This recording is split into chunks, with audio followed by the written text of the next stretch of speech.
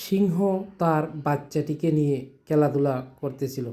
বাচ্চাটি প্রজাপতিগুলো নিয়ে খেলতেছিল। খেলতে খেলতে হঠাৎ করে সে জঙ্গলে চলে যায়।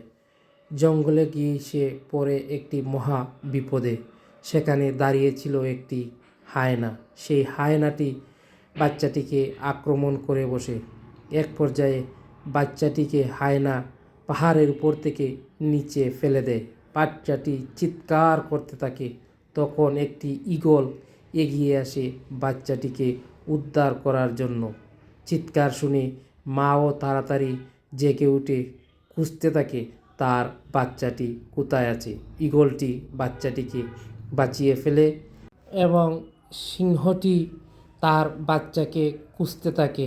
খুঁজতে খুঁজতে সে হায়নাটিকে পেয়ে যায় এবং হায়নার সাথে সে যুদ্ধে লিপ্ত হয়।